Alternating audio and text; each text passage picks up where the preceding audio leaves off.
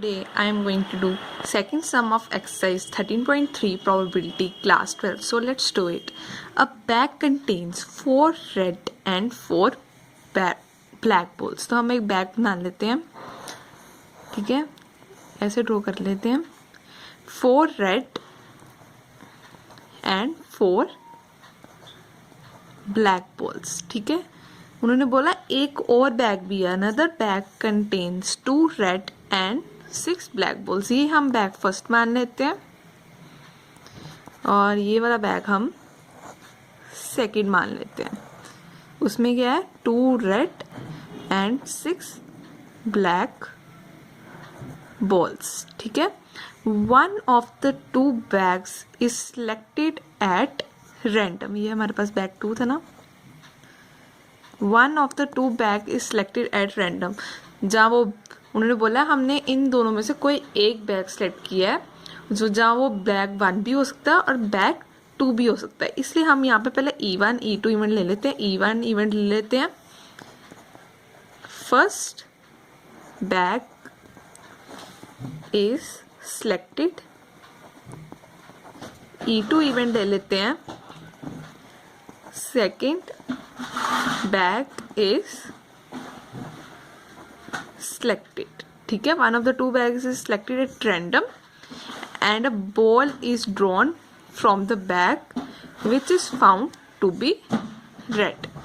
तो यहाँ पर हम A इवेंट ले लेते हैं जो ऑलरेडी हो चुका. उन्होंने बोला ना one of the 2 bag is selected at random and ball is drawn from the bag which is found to be red. उन्होंने एक बॉल निकाली, वो कौन से कलर की उन्हें निकाली, रेड कलर की. इसका मतलब ये ऑलरेडी इवेंट हो चुका होता है.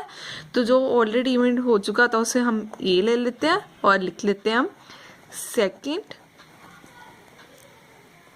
बॉल ड्रॉन इज रेड, ठीक है.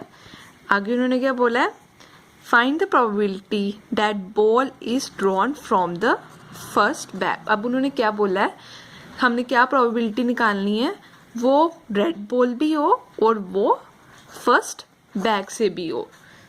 आपको पता है ना, जब भी कंडीशनल प्रोबेबिलिटी होती थी, जो हमारा ऑलरेडी इवेंट हो चुका होता तो हम उसे नीचे ले लेते थे, ठीक है. अब इस केस में हमारा ये वाला इवेंट हो चुका हुआ ना, second ball drawn is red, तो हम इसे नीचे ले लेंगे और वो बैग फर्स्ट से भी होनी चाहिए और बॉल रेड भी होनी चाहिए. बैग फर्स्ट कौन सा है, E1 इवेंट.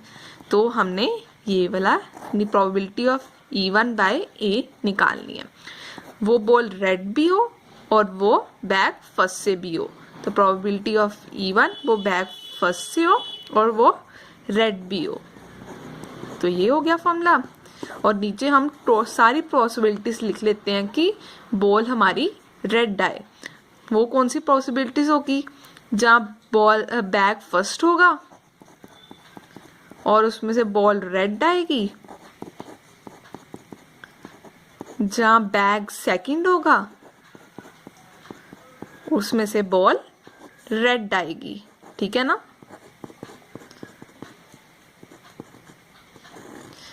अब तो उन्होंने बोला था 1 bag is selected at random. तो बैग फर्स्ट की प्रोबेबिलिटी आने कितनी की होगी, एक टाइम पे एक ही बैग आ सकता है ना, तो 1/2 होगी. और प्रोबेबिलिटी ऑफ E2 क्या होगी, 1/2. अब प्रोबेबिलिटी ऑफ बैग फर्स्ट में से रेड निकालने की probability of A/E1. Red balls हमारे पास कितनी है, 4 अपॉन टोटल कितनी होगी, 4 4 8, तो 1/2 आ गया. अब बैग सेकंड से रेड बॉल निकालने की प्रोबेबिलिटी क्या होगी, देखो प्रोबेबिलिटी ऑफ A/E2.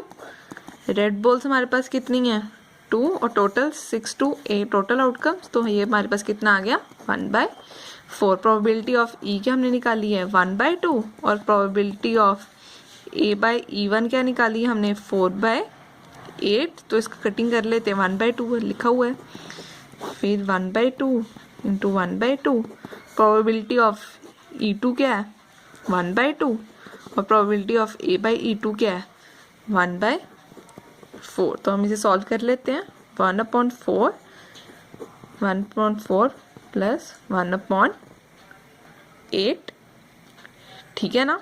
तो अब हम इसका एलसीएम ले लेंगे तो क्या आएगा, 8 इसका एलसीएम आएगा, 2 + 1 आ जाएगा, 1/4, 3/8 आ जाएगा। तो ऊपर लेकर आएंगे तो रेसिप्रोकल हो जाएगा, ये इसकी 2 के साथ कट, 4 2 8। तो हमारे पास आंसर क्या आ गया, 2/3 इज द आंसर।